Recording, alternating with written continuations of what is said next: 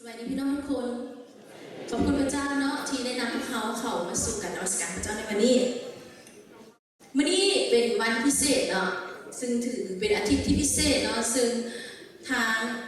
ศูนย์รวมพวกเขาเนาะก็ได้ตกลงว่าอาทิตย์ที่2ของเดือน5จะเป็นวันที่ระลึกคือถึงศิษยาภิบาลของพวกเขาเนาะหรืออาจารย์ของพวกเขานั่นเองที่อยู่ในคริสตจักรซึ่งศิษยาภิบาลอาจารย์ของพวกเขาที่ได้เฮ็ดเวียกนักหน่วงทำการศิษย์ของพวกเขาเนาะและได้เบิ่งแย้งชีวิตของผู้ที่เชื่อทุกคนด้วยเนาะวันนี้จึงถือว่าเป็นมื้อระลึกและเป็นวันขอบใจอาจารย์ด้วยเนาะฉะนั้นคำที่จะนำมาในวันนี้ก็เป็นพระคัมภีร์ที่บอกถึงหัวใจของศิษยาภิบาลเนาะที่จะให้พวกเขาได้เข้าใจถึงบทบาทและหัวใจของศิษยาภิบาลนั้นเป็นอย่างไรให้พี่น้องมีพระคำของพระเจ้าเนาะขอพี่น้องเปิดไปได้พระคำร่วมกันใน1 เธสสาโลนิกบทที่5ข้อ12ถึง13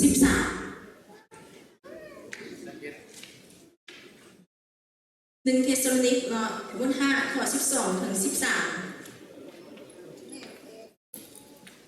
พี่น้องทุกแรกก็ติดตามไปด้วยกันเนาะเขาได้ขออ่านเนาะ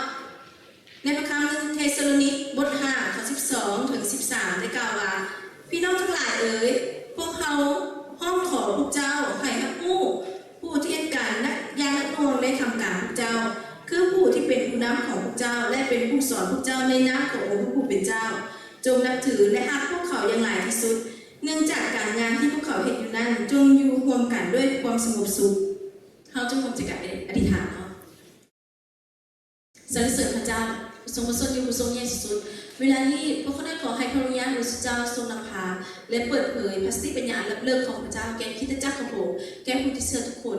พวกเขาได้สั่งมันสถานในส่วนวิสิตต้นรบกวนหรือญาติเอาคำออกไปจากชีวิตของพวกเขาได้ว่าเวลานี้เป็นเวลาของพระองค์ที่จะนำพาและเคลื่อนไหวทำการชีวิตของพวกเขาทุกคนอธิษฐานด้วยความเชื่อในนามพระเยซูคริสต์เจ้าอาเมน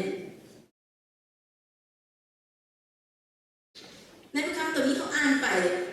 จะเห็นถึงการที่เกี่ยวกับพวกผู้หับไซหรือเป็นผู้นำในคริสตจักรเนาะที่เป็นผู้เบิ่งแยงดูแลฝ่ายจิตวิญญาณของเขานั่นเองอยู่ที่นี่เขาจะเห็นว่าศิษยาภิบาลนั่นเป็นไผ่เนาะศิษยาภิบาลคือผู้ที่ถือแต่งตั้งสถาปนามาเนาะที่จะมาเป็นผู้บริหารคริสตจักรและสิ่งสำคัญก็คือเบิ่งแยงฝ่ายจิตวิญญาณของผู้ที่เชื่อนั่นเองเนาะที่จะช่วยและสั่งสอนเตือนสติพวกเขาด้วยเตือนสติผู้ที่เชื่อทุกคนว่าจะเป็นเบิ่งแยงทางด้านสิ่งสำคัญก็เป็นอันที่1ก็เป็นจิตวิญญาณเนาะอันที่2กับฝ่ายอากาศแล้วก็เบิ่งแยงคริสตจักรทั้งหมดเนาะทั้งการบริหารคริสตจักรอยู่ในอาคารโบสถ์ต่างๆด้วยนอกจากนั้นแล้วในพระคัมภีร์ของพระเจ้าเห็นว่าเนาะก็ได้เขียนถึงข้ามาศิษยาภิบาลนะแม่นเป็นหน้าที่เนาะบทบาทหนึ่งแล้วก็ยังเป็นบางเทื่อบางคนก็ยังได้มีของประธานในด้านนี้ด้วยเนาะที่พระเจ้าประทานให้ในฐานะเป็นของประธานในการเป็นศิษยาภิบาลเป็นอาจารย์เป็นผู้สั่งสอนต่างๆด้วยเราจะพูดแล้วกันในลูกกาบท13ข้อ6ถึง9เนาะได้บอกว่าข้อที่1เนาะเป็นผู้ที่อุทิศทุ่มเทความสามารถและพระเยซูคริสต์เจ้าก็ได้กล่าวคำอุปมานี้สู่พวกเขาฟังว่ายังมีชายคนหนึ่งที่มีต้นเหลือเทศต้นหนึ่งในสวนองุ่นของตนแล้วไปเสาะหาต้นเดือนในต้นนั้นหมากเดือนในต้นนั้นก็บ่พบเห็นเลยดังนั้นเราจึงบอกกับคนรักษาสวนว่าเบิ่งแม่เป็นเวลา3 ปีแล้วที่ข่อยมาเสาะหาหมากเดือนในต้นนี้แล้วข่อยก็บ่พบเห็นเลยจงปั้นมันถิ่นเสียจะเอาไว้ให้พวกดินและล่าเห็นอย่างแต่คนรักษาสวนนั้นตอบว่าท่านเอ๋ยขอปะไว้ที่นี่ก่อนคือนอกจากขุดดินอ้อมและเอาฟืนใส่ปีหน้าถ้ามันเกิดมาก็จะเป็นการดีหลายถ้าพอเกิดมาท่านจงปั้มมันถิ่นเสียบทบาทของศิษยาภิบาลคือเป็นผู้ที่ขุดดินอ้อมและเอาฟืนใส่ในคำอุปมาของพระเยซูได้กล่าวถึงเปรียบเหมือนกับชีวิตของผู้ที่เชื่อเนาะชีวิตของผู้ที่เชื่อซึ่งเปรียบเหมือนต้นเดือนที่พระองค์ได้เปรียบว่าจะเกิดผลหรือบ่เกิดผลฉะนั้นเมื่อเขามาเชื่อในพระเจ้าแล้วก็จะมีมากที่เกิดผลและบ่เกิดผลเนาะพระเจ้าบอกว่าผู้ใดที่บ่เกิดผลพระองค์ก็จะปั้มถิ่มเสียแต่ในฐานะที่เขาเป็นศิษยาภิบาลเป็นอาจารย์เป็นผู้เบิ่งแยงสมาชิกคริสตจักรหรือผู้ที่เชื่อเขาจะจังได๋หน้าที่ของเราจะต้องขุดดิน อ้อมได้เอาฟืนใส่เหมือนดังที่เขาอ่านไปในพระคัมภีร์ตอนนี้บอกว่าเขาขอปะไว้ก่อนเพื่อเขาจะขุดดินอ้อมแล้วฟืนใส่คำว่าขุดดินอ้อมแล้วฟืนใส่ในที่นี้หมายถึงอย่างหมายถึงการที่เขาจะเบิ่งแยงคัดเก่าซักสอนเกิดสติก่อนเนาะอาจจะมีหลายคนที่มาเสือแล้วก็ยังบ่เข้มแข็งในความเสือยังอ่อนแออยู่บางคนก็มีปัญหาเนาะบางคนก็มีการเจ็บไข้ได้ป่วยบางคนก็ยังบ่รู้แนวทางในการดำเนินชีวิตในพระเจ้าหน้าที่ของอาจารย์ที่มีบาทในที่นี้ก็คือต้องนำพาสมาชิกผู้ที่เสือไปในเส้นทางที่ถูกต้องในทางของพระเจ้าถ้าว่าดังนั้นที่มีบาทถ้าเราสามารถนำพาสมาชิกไปในแนวทางหลักความเสื่อที่ถูกต้องก็ที่ไหนกิจจักรของพระเจ้ามีทุกความวุ่นวายและความแตกแยกนั่นเองดังนั้นที่มีบาทนี้จะต้องได้พยายามที่จะขุดดินอ้อมและเอาฝุ่นใส่ฝุ่นในที่นี้ก็คือเอาพระคำของพระเจ้าใส่เพื่อเราเลี้ยงชีวิตของสมาชิกว่าแม่เราเลี้ยงด้วยสิ่งอื่นๆเพราะว่าถ้าเขาเอาสิ่งอื่นๆมาเราเลี้ยงสมาชิกของเขานำพาสมาชิกของเขาไปในทางไหนก็จะกลายเป็นแบบนั้นแหละแต่ถ้าเขานำพาเขาไปในทางของพระเจ้ารู้จัก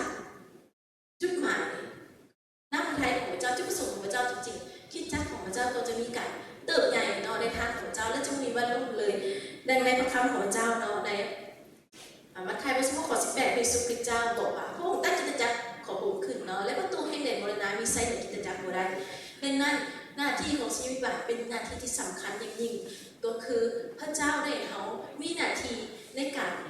ที่จะเบิ่งแยงขุดดินและเสริมสร้างสมาชิกของเขาในทางของพระเจ้าโดยการให้พระคำของพระเจ้านั้นเข้าไปในสมาชิกของเขาถ้าว่าคิดจักใด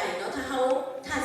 ชีวิตบาทจะเน้นในฝ่ายทางกายล่ะคิดจักนั้นก็จะไปทางในด้านทางกายหลายแล้วแต่ถ้าคิดจักใดที่เน้นเรื่องฝ่ายจิตวิญญาณล่ะคิดจักนั้นก็จะเติบใหญ่ในพระเจ้าหลายขึ้นเพราะพระเจ้าทรงเป็นพระวิญญาณและเมื่อเขาได้รู้จักพระเจ้าหลายขึ้นอยากให้สมาชิกของเขาเติบใหญ่หลายยิ่งขึ้นก็จำเป็นที่หน้าที่ของเขาก็คือพยายามให้พระเจ้าได้รู้จักกับพระเจ้าหลายขึ้นนั่นเองคือนักพระเจ้าให้ได้สัมผัสกับพระเจ้าเพราะว่าบางเทื่อมีหลายคนที่มาเชื่อพระเจ้าแล้วหลายปีบางคนเขาไม่เคยถามเชื่อพระเจ้าหลายปีอธิษฐานกันยังไม่เป็นเลยอธิษฐานก็สามารถที่จะเข้าหาพระเจ้าเลยอธิษฐานหาพระเจ้าเลยนั่นก็หมายถึงว่าเขาก็สามารถที่จะสอนพระเจ้าในทางของพระเจ้าได้จริงๆดังนั้นหน้าที่ของชีวิตบาลคือต้องพยายามให้สร้างสมาชิกทุกคนให้ใหญ่ขึ้นให้สามารถที่จะติดสนิทกับพระเจ้าและมีโอกาสที่จะมีความเสื่อมเพิ่มเติมขึ้นในพระเจ้าหลายขึ้นนั่นเองต่อมาคือโยฮันบท11ข้อ15ถึง17สิ่งที่พระเจ้าฝากไว้กับศิษยาภิบาลหรือผู้นำพระเยซูคริสต์เจ้าทรงกล่าวแก่ซีโมนเปโตรว่าซีโมนลูกโยฮันเอ้ยเจ้าฮักเฮาหลายกว่าสิ่งแล้วนี่บ่เปโตรตอบว่าโดยพระองค์เจ้าเอ้ยพระองค์รู้จักว่าข้าน้อยฮักพระองค์จึงสั่งเปโตรว่าจงเรียกแกะนมของเฮาเด้อพระองค์กล่าวแก่เปโตรเป็นครั้งที่2ว่าซีโมนลูกโยฮันเอ้ยเจ้าฮักเฮาบ่เปโตรตอบว่าโดยพระองค์เจ้าเอ้ยพระองค์รู้จักว่าข้าน้อยฮักพระองค์จึงสั่งว่าจงเรียกรักษาแกะของเฮาเด้อแล้วพระองค์ก็กล่าวแก่เปโตรครั้งที่3ว่าซีโมนลูกโยฮันเอ้ยเจ้าฮักเฮาบ่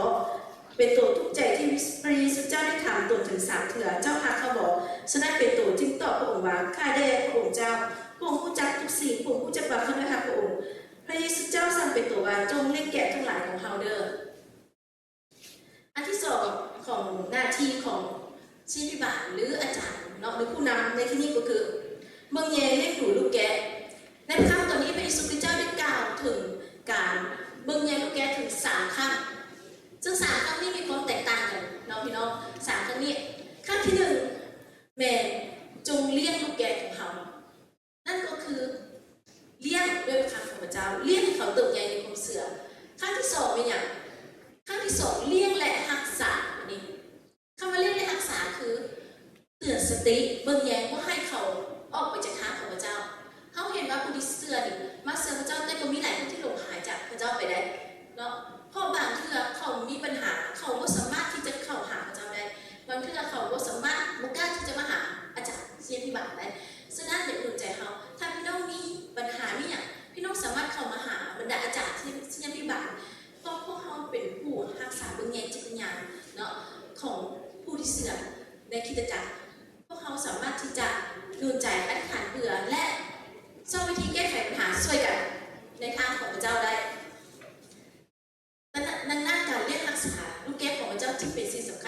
ในยุคสุดท้ายนี่ก็มีผู้สอนปลอมเป็นบอกคำสอนเป็ดปลอมเกิดขึ้นอย่างหลงหลายภัยมากดังนั้นการเตือนสติผู้ที่เชื่อจึงเป็นสิ่งที่สำคัญมีหลายเทื่อเนาะพี่น้องที่มาเชื่อใหม่นี่สิก็เรามีความกระตือรือร้นข้าเจ้าก็ได้ไปฟังพระคำของเจ้าย้อนว่าอาทิตย์นึงเป็นบอกอาทิตย์นึงเขามาพบกันในเทื่อเดียวบางคนนี่มาแต่วันอาทิตย์เนาะบางมาแต่วันอาทิตย์ก็ได้ฟังคำแต่วันอาทิตย์ถามมาแต่ภาคเศร้าให้ได้ฟังแต่ต่อเศร้าถ้าอยู่ต่อไปก็ได้ฟัง2 เทื่อเนาะผู้ใดมาวันพัดใดก็ได้ฟังวันพัดน้ำเนาะใครมาวันเสาร์ก็ได้ฟังวันเสาร์น้ำแต่ผู้ใดที่มาแต่อาทิตย์ละเทื่อเดียวถ้าไม่มีผู้ใดสอนคำพีอีกถ้าไม่มีผู้ใดคอยสั่งสอนเรื่องของพระเจ้าอีกเขาจะพูดได้จังไดหลายคนที่ไปแสวงหาบางคนไปเบิ่ง YouTube เนาะ YouTube คำสอนต่างๆใน YouTube ต่างๆเนาะจนบางอย่างก็บ่เป็นสิ่งที่ถูกต้องเลยพี่น้องเพราะว่ามีเทื่อนึงในช่วงที่คำสอนไปก่อนก็แพร่ระบาดเขาเห็นทุกอย่างคือของผู้ที่เสื่อมทุกอย่างเลยทั้งเพลงเนาะทั้งคำสอนทั้งข้อคัมภีร์ที่เขายกมาทุกอย่างถ้าเขาผู้มีรักความเสื่อที่แน่นและเข้มแข็งก็จะได้เขาหลุดไปจากทางของเจ้าได้มีหลายครั้งที่มีบางคนสมาชิกบางคนเนาะที่เคยเสื่อแล้วเนาะก็ส่งขอความมาหาขน้อยเนาะส่งบทวิดีโอใน YouTube แหละคำสอนมันก็มีให้ขน้อยเนาะแล้วขน้อยเปิดฟังเนาะก็เลยส่งไปหาแล้วว่าคำสอนนี้มันไม่ถูกต้องเนาะคำสอนนี้มันไม่ถูกต้องตามคำของพระเจ้าหลังจากนั้นเราเถียงหลายเนาะเถียงหลายอันหลายแนวมาเนาะเถียงหลายอันหลายแนวมาเนาะขน้อยจะรู้จะบอกว่าในพระคำของพระเจ้ากล่าวจากซีเจ้าสิเซอร์เซอร์กันยาแต่ในพระคำกล่าวแบบนี้เนาะเป็นนั่นแหละเขาเห็นว่ามีหลายอย่างเราอยู่แต่ก็ดีใจที่หลายคนส่งมาถามเขาก็เปลี่ยนแปลงเนาะเขาบอกว่าโอ้ตัวนี้บ่ถึงแล้วเนาะเป็นคำสอนที่บ่ถูกต้องแล้วเขาก็ยุบฟังและเพราะนั้นว่าแค่เขาถ้าเขาบ่แน่ใจตัวใดเนาะในคำสอนต่างๆพี่น้องสามารถส่งมาถามบรรดาอาจารย์ได้ที่พิบาลได้เพื่อเขาจะช่วยพี่น้องในการแนะนำต่างๆในสิ่งที่ถูกต้องเพราะปัจจุบันนี้พระคำของพระเจ้าตัวบอกแล้วว่าจะมีคำสอนแปลกปลอมหลายอย่างเกิดขึ้นเนาะมันเป็นเหมือนฝูงหมาในที่จะมาแย่เอาลูกแกะของพระเจ้าฉะนั้นพระเยซูคริสต์เจ้าจึงสั่งไว้อย่างแน่วแน่เนาะว่าจงเลี้ยงและรักษาลูกแกะนั่นหน้าที่ในการเลี้ยงลูกแกะและรักษาจึงเป็นหน้าที่ของผู้หับไซหรือผู้นำศิษยาภิบาลอาจารย์ทุกคนที่จะมีหน้าที่เลี้ยงและรักษาลูกแกะฉะนั้นจึงเป็นสิ่งสำคัญถ้าเขาพบผู้ที่เฮ็ดผิดลงผิดจากทางของพระเจ้าศิษยาภิบาลจะจังไหนว่าอย่างบอกย่าเขาเสียใจบ่กล้าที่จะบอกอย่างถ้าเขาเฮ็ดจังสั้นแล้วเขาจะผิดต่อพระเจ้าพระเจ้าตั้งเขาเป็นผู้เฝ้ายังเขาเห็นโลดพระเยซูเตือนสติอาคาสาวกทุกคนเลยพระองค์เตือนสติพระองค์ว่าตรงๆไปเลยเนาะพระองค์ว่าเลยถ้าสิ่งที่บ่ถูกต้องพระองค์ก็ว่าไปเลยแบบพวกเจ้ามีความเสื่อมเห็นปะพวกเจ้าคือมาพระองค์จะว่าไปแบบนั้นโลดมันได้เห็นหายใจของเจ้าไปจังซี่เพื่อเตือนสตินั่นค่ะเขาพบพี่น้องที่หลงผิดหรือดำเนินชีวิตผิดไปจากพระคำของพระเจ้าค่ะนะหรือหลงไปในฝ่ายโลกในสิ่งที่ไม่ถูกต้องหน้าที่ของเขาคือเตือนสติเนาะข้าน้อยเคยเห็นชีวิตของพ่อเนาะในการทับไส้ในฐานะที่เพิ่นก็ทับไส้ประจำมาหลายปีเนาะศิษยาภิบาลเพิ่นเกือบมีเวลาให้ครอบครัวเลยเนาะครอบครัวเลยก็คือแต่ยังน้อยทีเพิ่นอาจจะเดินทางตีพวกเขาน้อยยังน้อยเนาะเพิ่นเดินทางไปทับไส้เพิ่นก็จะหาพี่น้องอยู่โบสถ์มาอยู่น้ำอยู่เฮือนในขณะที่พวกเขายังน้อยอยู่เนาะ11-12 ปีจังซี่มาอยู่น้ำอยู่เฮือนกับพวกเขาเนาะแล้วเขาก็บ่ค่อยมีใช้เวลากับพ่อปานใดเนาะพ่อเพิ่นก็ไปทับไส้ตลอดเลยเนื่องจากตะกี้พวงไส้ก็บ่ได้หลายเนาะก็เลยต้องได้ไปหลายบอลเนาะแกตอนนั้นก็คือเป็นอย่างคือความคิดในใจคือพ่อบ่ค่อยมีเวลาในครอบครัวแล้วก็บ่ค่อยได้สั่งสอนลูกเลยเนาะบ่เคยได้สั่งสอนลูกเลยแต่ว่าสิ่งที่เพิ่นเฮ็ดก็คือทุกครั้งเนาะที่เริ่มในช่วงที่เขาเข้าสู่ช่วงวัยรุ่นเนาะวัยรุ่นซะพวกเขาก็มีความคิดหลายอย่างในวัยรุ่นเนาะอยากลองอยากอย่างหลายอย่างเนาะอยากไปเล่นกับผู้อยากไปเที่ยวอย่างหลายอย่างความคิดของวัยรุ่นนั่นแหละเพิ่นก็ได้เอามาสอนพระคำของพระเจ้าตลอดเวลาเลยสอนพระคำของพระเจ้าเป็นการพบปะครอบครัวตลอดเวลาสั่งสอนซึ่งมีพี่น้องบางคนก็มาอยู่นำในเฮือนเนาะซึ่งบางคนก็บ่สามารถปฏิบัติ คำสั่งสอนเดี๋ยวนี้เนาะเกให้อยู่นำบ่ได้เพราะว่าเขาว่าเขาต้องการอิสระชีวิตในการเป็นวัยรุ่นเนาะในการที่เขาจะไปมาเดินไปลิ้นไปกินได้นะแล้วชีวิตของคนเราแต่ว่าเขาเห็นผลที่ได้รับก็คือเมื่อเขาดำเนินชีวิตตามพระคำของพระเจ้าเนาะตามคำสั่งสอนของพ่อซึ่งเขาก็ถือว่าพ่อเป็นชีวิตบาลอาจารย์และเวลาเป็นสอนเพื่อนก็สอนในฐานะพ่อกับลูกและกับคณะอาจารย์กับผู้ที่เสือด้วยเนาะเพราะทุกครั้งที่สอนเพื่อจะเอาพระคำของพระเจ้ามาสอนว่ามีทีว่าจะว่าด้วยคำว่าปากเปล่าเนาะแต่จะมีพระคำของพระเจ้าไม่ยังอยู่ตลอดเวลาเพราะว่าเป็นเสือว่าพระคำของพระเจ้าเนี่ยนะเป็นสิ่งที่จะเป็นชีวิตของเขาเป็นสิ่งที่จะเป็นชีวิตของลูกได้แล้วมันก็บอกว่าถึงพ่อจะไม่ได้อยู่กับลูกตลอดเนาะไม่ได้บ่สามารถเบิ่งแยงลูกในทุกทีที่ไปเนาะได้ให้พระคำของพระเจ้าอยู่เบิ่งแยงและเตือนสติเขาตลอดเวลาเนาะในการดำเนินชีวิตคือบ่ให้เขาผิดพลาดในทางของพระเจ้าเนาะให้เขาที่จะเกิดดำเนินชีวิตไปในทางของพระเจ้าได้เสมอดังนั้นก็ขอบคุณพระเจ้าเราก็สามารถรักษาชีวิตของพวกเขาให้อยู่ในทางของพระเจ้าและไม่มีผู้ใดที่จะลงออกไปจากทางของพระเจ้าและมาเป็นหัวใจพระเจ้าได้นั่นเองแล้วฉะนั้นมันก็เลยบอกหลายข้างมาว่าการที่เขาเฮ็ดสิ่งที่ถูกต้องเนาะหรือว่าสิ่งที่ถูกต้องหรือในฐานะที่เขาเป็นผู้นำเนาะในกับเมื่อเขาน้อยก้าวขึ้นมาเป็นผู้นำเนาะในการเป็นคณะขนมเป็นประธานขนมเนาะต่างๆเพื่อนก็บอกว่าไม่ต้องย่านเนาะเมื่อเขาว่าสิ่งที่ถูกต้องเขาเตือนสติพี่น้องหนุนใจพี่น้องเขาไม่ต้องย่านมาเขาที่จะสั่งการเขาจะย่านผู้ใดเพราะใจเป็นกลัวแล้วพระเจ้ากับมนุษย์เป็นแบบเนาะเป็นแบบให้เลือกพระเจ้าการที่เขาปฏิบัติให้พระเจ้าพอพระทัยเมื่อพระเจ้าพอพระทัยแล้วทุกสิ่งจะเกิดผลและเกิดผลดีแต่ถ้าเขาเอาใจมนุษย์แต่เขาขัดน้ำพระทัยของพระเจ้าเลยนะพระเจ้าคนนำพาแล้วกิจจักรของเขาสิ่งของเขาตัวจะเกิดผลอันนี้เป็นสิ่งที่พระเจ้าบอกเขาคือการพระเยซูคริสต์เจ้าสู้บอกเขากันคือวิธีเลี้ยงลูกแกะและรักษาลูกแกะจะต้องมีการเบิ่งแยงต้องสู่ยัดแยงเอาจากศัตรูว่าศัตรูเข้ามาได้เมื่อเห็นไข่จะหลงหายพี่น้องต้องสวยไปดึงขาไว้เขาจะให้คนตาบอดจูงคนตาบอดถ้าคนตาบอดจูงคนตาบอดไปก็มีตายแล้วกันเขาผู้เห็นแจ้งถามจะเป็นเขาเห็นแจ้งเขาจะต้องบอกและเตือนสติฉะนั้นหน้าที่เขาถ้าเห็นผู้ใดที่หลงผิดเนาะพี่น้องบอกก้าวพี่น้องมาหาอาจารย์เชียพิบัติเพื่อสวยในการอบรมต่างๆเราลือเขาเองตัวเขาเองกำลังรู้สึกว่ามีสิ่งที่เขาไม่สามารถที่จะกำจัดออกไปได้เขาเลยขอให้อาจารย์ไปถามเพื่อก็ว่าเป็นอย่างมหาได้เนาะมหาได้สิ่งนี้เป็นสิ่งที่สำคัญในสิ่งของผู้ที่เสือในการในคณะที่ต้องเบิ่งแยงรักษาฝูงแกะอันที่3คือข้อที่3ที่พิสุกล่าวคือเบิ่งแยงแกะทั้งหลายนั่นหมายถึงแกะทั้งหลายในที่นี้แกะทั้งหลายในที่นี้หมายถึงผู้ซื้อเก่าเสื้อใหม่ผู้ส่งผู้ได้น้อยทุกแกะเนาะจะเป็นแล้วไหนก็แล้วแต่พระเจ้าบอกว่าเบิ่งแยงแกะทั้งหลายคือเบิ่งแยงทุกคนบนเรื่องว่าคอยเบิ่งแยงจะเป็นพิเศษคอยเบิ่งแยงไม่ได้เป็นพิเศษแต่พระเจ้าเห็นเบิ่งแยงแกะทุกคนนั่นเองเลี้ยงดูแกะทุกคนดังนั้นหน้าที่ของพวกเขาผู้ที่เสือหรือผู้นำผู้หับไส้เนาะผู้ที่เป็นอาจารย์ก็คือมีหน้าที่ต้องเลี้ยงดูผู้ที่เสือทุกคนให้เติบใหญ่ในทางของพระเจ้าเพราะว่าเขาจะเป็นผู้นุ่มน้อยเป็นผู้อาวุโสหรือเป็นผู้เสื้อใหม่เสื้อเก่าก็ตามได้คิดมาบางครั้งคือว่าผู้นี้เสื้อเดือดแล้วเขาไม่ต้องสอนคำของพระเจ้าก็ได้เขาไม่ต้องมาสอนก็ได้ถ้าเขาคิดอันนี้เป็นความคิดที่ผิดเนาะถึง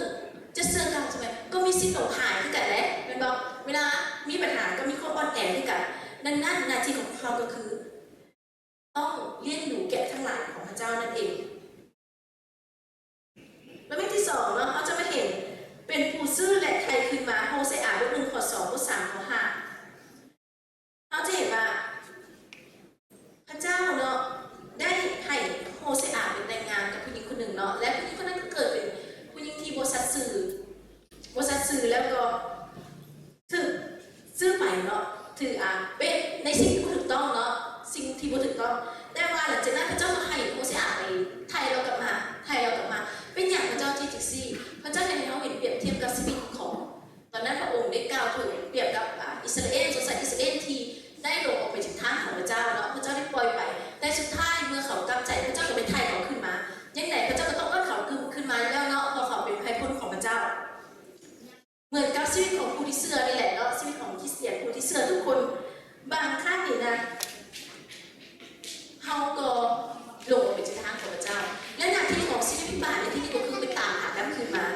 ฉะนั้นถ้ามีคนที่หลงจากทางของพระเจ้าเขาจะไหนพี่น้อง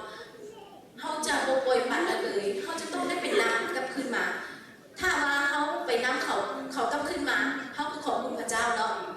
แต่ถ้าเขาบกลับคืนมาเขาไปหาเขาส่งเธอสั่งเธอเขาบกลับคืนมาก็คือได้แต่อธิษฐานคือเขาได้มอบเขาไว้เท่านั้นให้เขาได้พบกับคุณของพระเจ้าเท่านั้นเนาะถ้าพระเจ้าเลือกเขาก็จะกลับคืนมาถ้าพระเจ้าบอกเลือกเขาก็จะไปได้หมุนไฟในลมนั่นเองแต่หน้าที่ของศิษยาภิบาลก็คือเป็นตามหาเพื่อไทยกลับคืนมานั่นเองเพราะว่าจะเป็นเฉพาะคนที่เชื่อที่หลงหายแต่ว่าก็เป็นคนที่ยังไม่เชื่อด้วยหน้าที่ฉะนั้นหน้าที่ของศิษยาภิบาลอาจารย์นะก็คือต้องสั่งสอนทุกคนเนาะให้รู้จักว่าสิ่งที่พระเจ้าต้องการ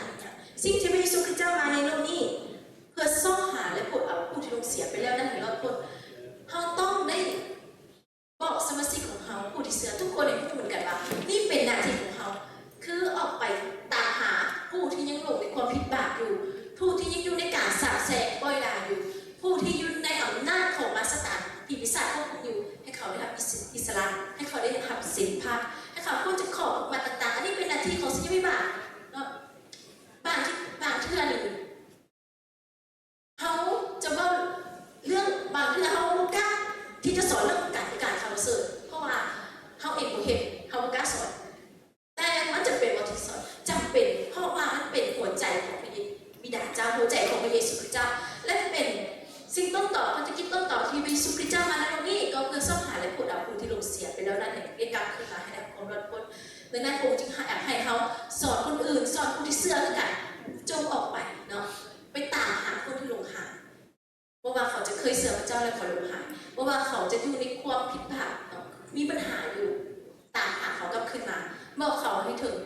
เรื่องแห่งความรอดพ้นเรื่องการปลดสวยเรื่องชีวิตซ่อมทำที่พระเจ้าพระเยซูคริสต์เจ้าออกมาเรื่องที่พระเยซูคริสต์เจ้าให้สำเร็จได้ที่ไม่ทันแข่เรื่องการปลดปล่อยบาปกันเรื่องการปลดปล่อยจากการสับเซนคือความทุกข์จนการเจ็บไข้ได้ป่วยพยาธิต่างๆแล้วเรื่องการปลดปล่อยพ้นจากอำนาจผีปีศาจมีหลายคนพี่น้องที่กำลังตกอยู่ในสิ่งเหล่านี้อยู่ในความย่านกลัวอยู่และหน้าที่จะไปเอาเขากลับขึ้นมาใหม่ก็หน้าที่ของบรรดาอาจารย์และพี่น้องผู้ที่เชื่อทุกคนฉะนั้นหน้าที่ของอาจารย์ก็ต้องถ่ายทอดเรื่องนี้ไปสู่สมาชิกทุกคนให้ทุกคนได้พูดถึงสิ่งสำคัญสิ่งสำคัญเรื่องนี้เพราะว่ามันเป็นสิ่งที่จะส่วนกิจจักรของพระเจ้านั้นเติบใหญ่และขยายออกไปและเป็นหัวใจของพระบิดาเจ้าด้วยในโลเมที่3เนาะหน้าที่ของศิษยาภิบาลก็คือเป็นผู้ต่อสู้เพื่อนญาติคืนมาในคำอาโมสบท3ข้อ12คนน้อยขออ่านเนาะพระเจ้ายาเวห์กล่าวว่าคนเล่นแกะย่างขา2เบื้องและหูเบื้องหนึ่งของลูกแกะก็ถึกสิ่งกัดได้สิ่งใดชาวอิสราเอลที่อาศัยอยู่ในซามารียคือผู้ที่เวลานี้นอนเหยียดอยู่ถึงเบาะอันหรูหราก็จะรอดชีวิตได้เพียงแต่น้อยคนสันนั้นหน้าที่ของศิษยาภิบาลอาจารย์ก็คือมนยมปล่อยให้สิ่งกินแกะทั้งหมดจนบดตัวเนาะ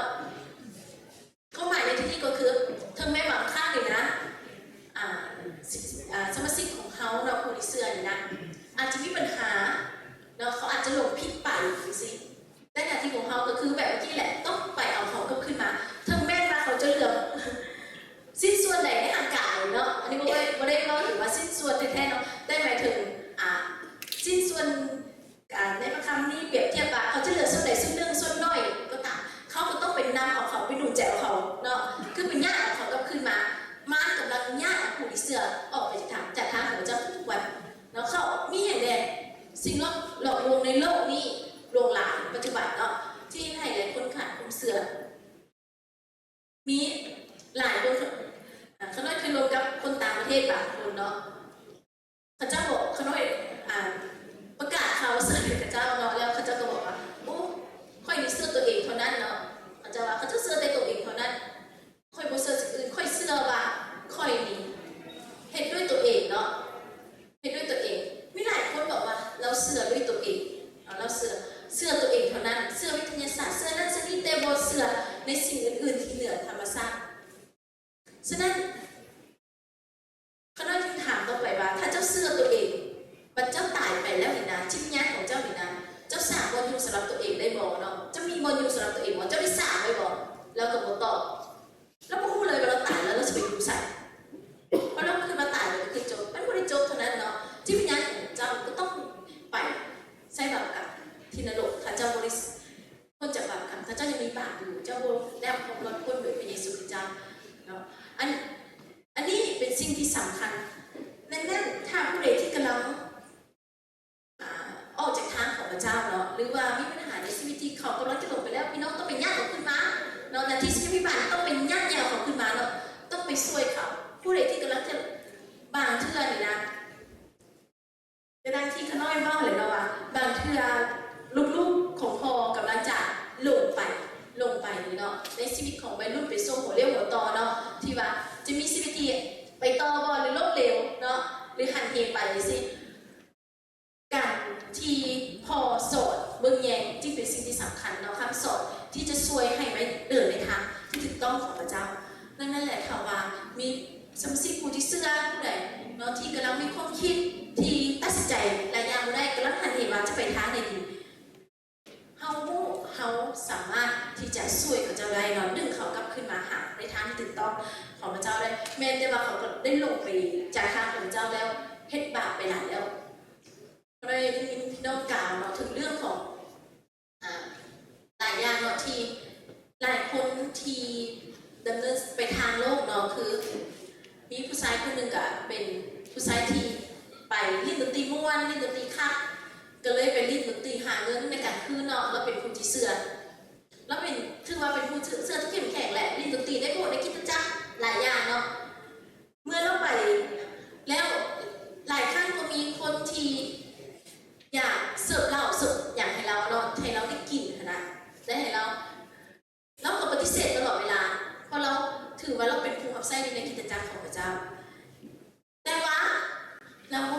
สามารถที่จะเก่งทอมาเพราะเราเอาตัวเราเข้าไปอยู่ในจุดนั้นอยู่ในจุดที่ให้การล่อลวงอยู่ในจุดที่เราสู้บ่ได้เพราะว่าเราเอาตัวเราไปห่างจากพระเจ้าในจุดนั้นเนาะสุดท้ายเราก็ใช้ชีวิตแบบโลกกินเหล้าเมาสุราเฮ็ดต่างๆเฮ็ดตามสิ่งเรานั่นต่างๆเฮ็ดให้เราสามารถที่จะลิ้นทับใส่พระเจ้าในกิจการได้อีกแล้วต่อมาเกิดอะไรขึ้นพี่น้องหลายคนได้ไปหนุนใจเราเตือนสติเราบรรดาอาจารย์เตือนสติเราหนุนใจเราอยากให้เราไปกำหาพระเจ้าแต่เราบอกกลับแล้วเพราะเรากำลังมัวเมาในสิ่งเหล่านั้นเพราะเราได้เงินหลายเมื่อเราเฮ็ดพระเจ้าให้เงินพิเศษเราตลอดเวลามีเมื่อหนึ่งเราเป็นมะเร็งลำคอเนาะอย่างเราสามารถเสี่ยงหาเงินได้ต่อไปเราต้องรักษาตัวและเงินทั้งหมดที่เราหามาเราเอารักษาตัวเราก็ยังบ่พอแต่ว่าพี่น้องผู้ที่เชื่อก็ยังไปเยี่ยมยามเราเนาะเยี่ยมยามเราในสุดเราได้กลับใจอธิษฐานสารภาพกลับใจอีกครั้งก่อนเราไปหาพระเจ้าเนาะก่อนเราไปหาพระเจ้าอันนี้ก็คือถึงแม้ว่าจะเสียสิ้นส่วนไปแต่ก็ได้กลับคืนมาเนาะแต่จิตวิญญาณได้กลับคืนมานั่นแหละได้กลับคืนได้ทำความรอดพ้นนั่นหน้าที่ของชีวิตบาปคือบ่ปาทิมลูกแกะของพระเจ้าเนาะบ่ปาทิมผู้ที่เสื่อมถึงเขาจะเป็นจะไหนเขาก็ต้องได้ไปนำเอากลับคืนมาจนสุดความสามารถถ้าเขาต้องการแล้วต่อมาคือสิ่งสำคัญคือญาติเอาจากมารให้นั่นเองแล้วแม่งที่4เนาะเป็นผู้ที่ว่าเห็นแก่ค่าจ้างรางวัล1เป็นตัวพุทธาข้อ2บอกว่าจงเรียกฝูงแกะที่พระเจ้าได้ฝากไว้กับพระเจ้าจงเรียกรักษาด้วยความเต็มใจตามน้ำพระทัยของพระเจ้าพวกแม่ด้วยใจขมขื่นจงเฮ็ดเวียกของพระเจ้าด้วยความเสียสละพวกแม่ด้วยเห็นแก่ค่าจ้างรางวัลแต่ด้วยใจเลื่อมใสที่บาปหรืออาจารย์ต้องเป็นผู้ที่เห็นแก่ค่าจ้างรางวัลหมายความว่าอย่างเห็นแก่ว่าได้เงินเดือนสูงไปขน้อยเคยไปบางคิดจ้างเนาะที่ถ้าว่าโมได้เงินเดือนสูง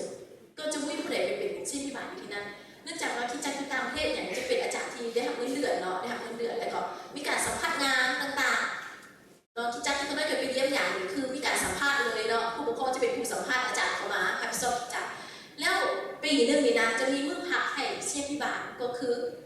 ปีหนึ่งสามารถไปเที่ยวรอบโลกได้เนาะไปเที่ยวประเทศไหนก็แล้วแต่เนาะเวลาเดือนหนึ่ง2 เดือนคือไปพักผ่อนเลยพักผ่อนแล้วเวลาเห็นเรียกก็คือนับแต่8 โมงเช้าหรือ8 โมงครึ่งจนฮอด4 โมงครึ่งหาหลังจากนั้นก็คือจะไม่สามารถติดต่อได้เพราะเป็นโมงคือปิดเวลาทำการเนาะอันนั้นก็คือการเห็นแก่ค่าจ้างรางวัลแต่ในบางครั้งของพระเจ้าบอกว่าอย่าเห็นแก่ค่าจ้างรางวัลเนาะก็คือได้เห็นว่าวันนี้เขาได้เงินหลายเข้าไปวันนี้คนนี้ให้เขาได้เงินเข้าไปวันอื่นเขาบ่ได้เขาไปหรือเห็นแต่มองนี้สุขสบายเขาไปมองนี้บ่สบายเขาไปอันนั้นโมเมนต์หัวใจของชีวิตพิบาลแท้ๆหัวใจของชีวิตพิบาลคือจะเป็นจังไหนก็ตามเนาะเบิ่งแยงด้วยความเต็มใจด้วยใจเลื่อมใสอันนั้นเป็นหน้าที่ของศิษย์บาลและอาจารย์ที่ต้องเบิ่งแยงมีพี่น้องขน้อยเนาะมาแต่ตามเพศแหละขน้อยกันเพิ่งเกิดมานมัสการน้ำกิจจักรนี้ที่นึงเนาะแล้วเพื่อนก็เห็นว่าโอ้กิจจักรนี่หลายเนาะคนมาตื่นเต้นว่ามีสมาชิกหลายคนเนาะเพื่อนก็เลยถามอาจารย์คำเพชรเนาะว่าได้เงินเดือนอะไรบ่จากกิจจักรนาไซสมาชิกหลายแบบนี้เนาะแล้วอาจารย์คำเพชรก็ว่าสิ่งที่ได้พระเจ้าเอาให้นับบ่ได้เนาะสิ่งที่ได้คือพระเจ้าเอาให้เขานับบ่ได้ก็คือพระเจ้าประทานให้ทุกสิ่งที่เขาต้องการเราไม่เคยขาดถึงเขาไม่เคยขึ้นถึงค่าจ้างรางวัลสิ่งที่จะได้แต่สิ่งที่เขาคือเมื่อเขาพระเจ้าบอกว่าเมื่อเป็นงานของพระเจ้าแล้วเนาะพระเจ้าจะให้ในสิ่งที่เขาต้องการท่านก็บอกว่าอยู่ในคิดจักรของเขาอาจารย์ทั้งหมดไม่มีผู้ใดเนาะที่ว่าได้หักเงินเดือนจากคิดจักรแต่ทุกคนเป็นผู้ที่ทุ่มเทด้วยความเต็มใจ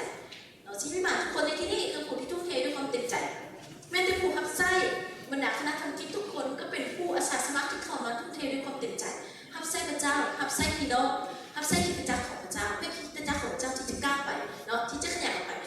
ที่จะสั่งสอนต่างๆอันนี้เป็นหน้าที่ที่พระเจ้าได้มอบหมายให้ส่วนรางวัลนั่นอยู่ใส่พี่น้องฟิลิปปอยบท3ข้อ14พระนิมิตบท2ข้อ12เนาะรางวัลคือชีวิตซึ่งพระเจ้าได้เอาให้ไปเอาในพระคิดเจ้าเยซูให้พระอยู่เบื้องถึง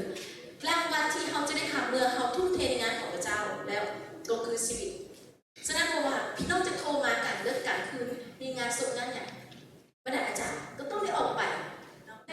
ได้เหตุการณ์บ้างเทื่อนี้งานที่โตกันหลายมือถามว่าเมื่อยบ่ถามอาจารย์ไม่ว่าเมื่อยบ่อาจารย์ทุกคนก็เมื่อยกันเนาะเมื่อยกันแต่ก็ต้องไปเพราะมันเป็นสิ่งที่เขาต้องเลี้ยงลูกแกะรักษาลูกแกะของพระเจ้าไว้นั่นเองและเป็นสิ่งที่จะให้เขาได้ประกาศข่าวประเสริฐมีส่วนในงานของพระเจ้ามีบางกลุ่มเราได้ตั้งบอกว่าเขาควรจะมีการดูใจอาจารย์เพราะว่าทุกครั้งพี่น้องมีปัญหาพี่น้องหาอาจารย์เลยว่าหาศิษย์พิบาลเพื่ออธิษฐานดูใจแต่เวลาศิษย์พิบาลอาจารย์มีปัญหาเลยนะเขาจะไปปรึกษาใครเป็นบอกจะไปปรึกษาพี่น้องกับบ่ได้เนาะ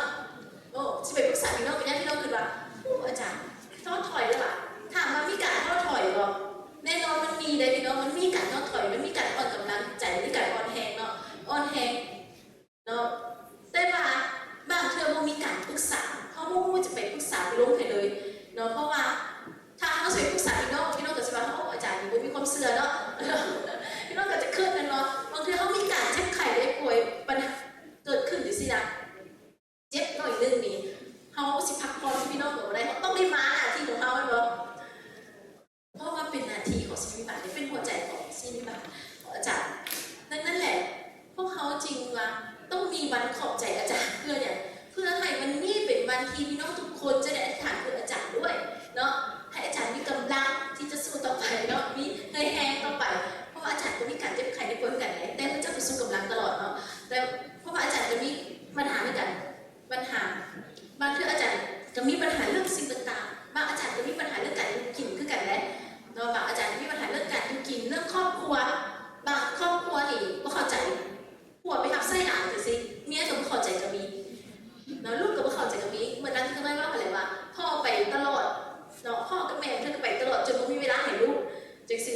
ให้ลูกก็ไม่เข้าใจนั่นอาจารย์ในโลกนี้หลายคนเนาะที่ออกไปเฮ็ดงานต่างประเทศต่างๆเนาะเราเคยไปร่วมงานหนึ่งเราได้กล่าวถึง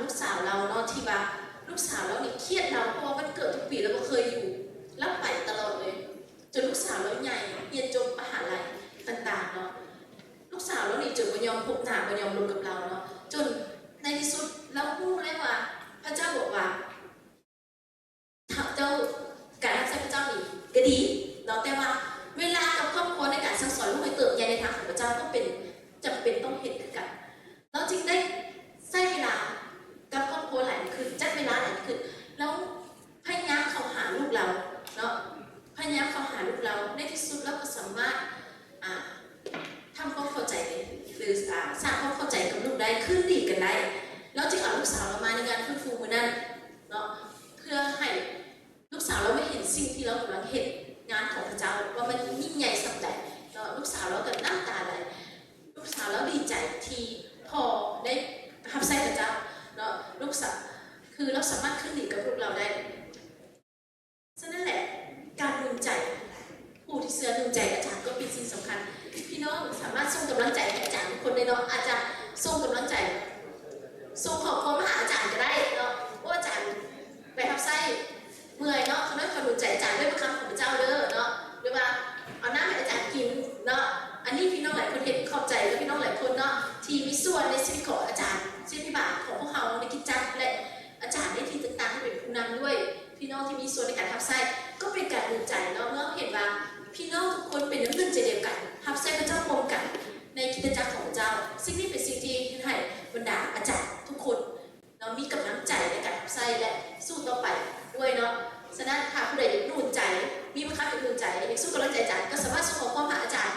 ผู้ใดผู้หนึ่งก็ได้เนาะที่พี่น้องคิดอยากนุ่นใจผู้ใดพี่น้องก็ส่งหาได้ว่าเป็นอย่างเด้อไม่ต้องคิดว่า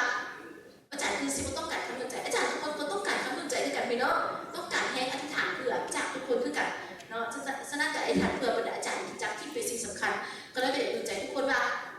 นอกจากนี้ต่อไปขอให้พี่น้องมีส่วนในการอธิษฐานเพื่อบรรดาอาจารย์ในคิดจักของตัวเองเนาะและคิดจักทั่วประเทศด้วยแห่งดี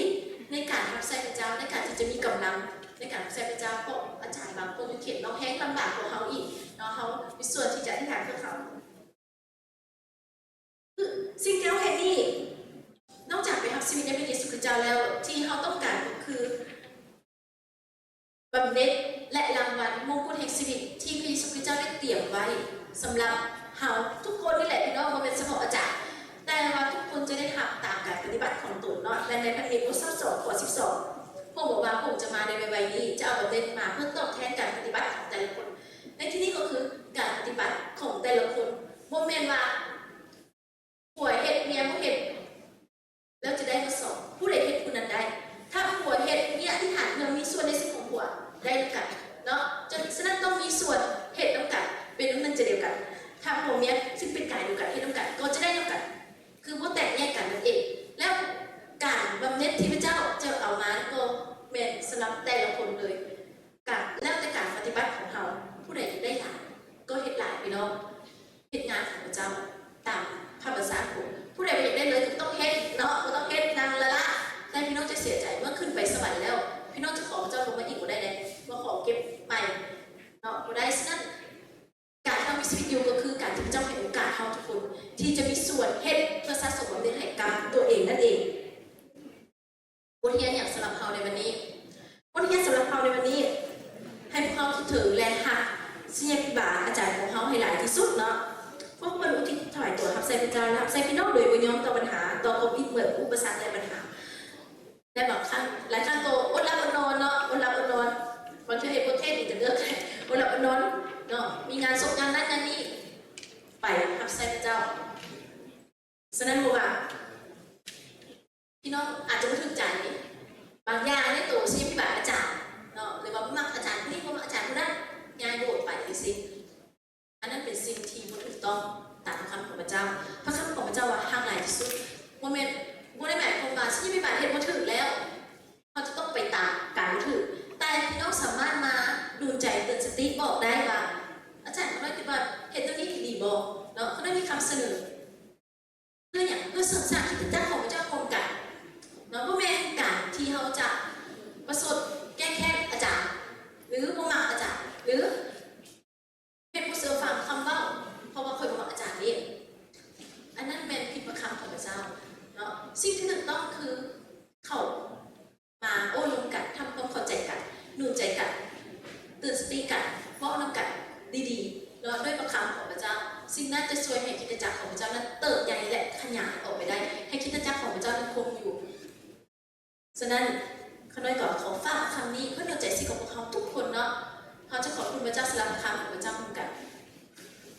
สรรเสริญพระเจ้าขอบคุณพระเจ้าสำหรับคำที่พระองค์ในให้คนได้ยินถึงเรื่องหัวใจศิษยาภิบาลหน้าที่ของศิษยาภิบาลพระเจ้าขอพระเจ้าทรงนำพาคำนี้ฝังอยู่ในชีวิตของคนน้อยที่จะหักพระเจ้าหักผู้รับใช้พระเจ้าและมีส่วนในการรับใช้พระเจ้าเหมือนกันเป็นน้ำหนึ่งใจเดียวกันสร้างองค์การมาสเตอร์ในโซโลมิสิเอาคำนี้ไปจากชีวิตของคนน้อยได้คนน้อยจะได้ถามด้วยความเสื่อในน้ำพระสุพระเจ้าอาเมนโอกาสนี้ก็เป็นโอกาสเวลาที่สำคัญเนาะมื้อนี้เราจะบริหารเพื่อการจะใครได้ป่วยได้ปัญหาของพี่น้องแต่มื้อนี้อยากจะขอพี่น้องทุกคนอธิษฐานเพื่อบรรดาอาจารย์เนาะศิษยาภิบาลอาจารย์ทุกคนในคริสตจักรของเขาฉะนั้นขอน้อยจึงขอเชิญบรรดาอาจารย์ทุกคนขึ้นมาเนาะบรรดาศาสนาจารย์เนาะครูศาสนาครูฝึกศาสนาอนุศาสนาจารย์ทุกท่านขึ้นมาทั้งเวทีเนาะเพื่อให้พี่น้องได้อธิษฐานเพื่อเนาะขอเชิญเลยเนาะจะอยู่ทางนอกข้างในก็ขอเชิญเนาะขอเชิญขึ้นมาเลยเนาะจะนั่งอยู่ใส่ก็ขอเชิญขึ้นมาเลยเนาะและจะขอให้ศาสนาจารย์คำแพงเป็นผู้นำพาเนาะเข้าใจพี่น้องในอธิษฐานเพื่อ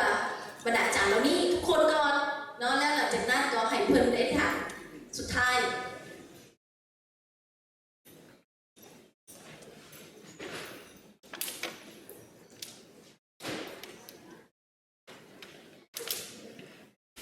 เนาะก็พี่น้องสิเข้าใจแล้วเนาะบทเทศนาธรรมที่อาจารย์มารีเปิดเทศนาไปเนื่องจากว่าทั้งลาวของเราเนาะประเทศลาวของเรานี้ได้กำหนดเอาอาทิตย์ที่2ของเดือน5เป็นวันที่ให้พี่น้องผู้ที่เชื่อถือได้ระลึกขึ้นถึงผู้รับใช้พระเจ้าเนาะผู้ที่เป็นศิษยาภิบาลเป็นอาจารย์ซึ่งพวกคนเหล่านี้เขาเจ้าเฮ็ดเวียกนักหน่วงในทางการของเขาเนาะถ้าพี่น้องบอกว่าเขาจะเห็นเรียบนักสักไหนเนาะพี่น้องก็สังเกตเอาก็ได้เนาะสลายคนบ่มีโอกาสได้อยู่น้ำครอบครัวก็มีแต่ไปหับไส้กับไปหับไส้แล้วก็เปิดแยงเลี้ยงดูพี่น้องผู้ที่เชื่อเนาะนอกจากไปเอาข่าวประเสริฐไปแล้วยังไปเปิดแยงเลี้ยงดูพี่น้องแล้วก็เยี่ยมยามทำข่าวพี่น้องไปหับไส้บ่อยู่บ่เศร้าเกิดคือเพื่อนในเทศนาเมื่อกี้แหละเนาะบางคนก็ที่เข้าใจว่าโอ้เฮ็ดเรียกนักขนาดนี้เนี่ยเงินเดือนคือสิสูงเนาะก็คือว่าพวกเขาบ่ได้หักเงินเดือนอันนี้ว่าจริงเพราะความจริงให้ฟังเลยเนาะพี่น้องทางไส้เดี๋ยวนี้บ่ได้เคยได้หักเงินเดือน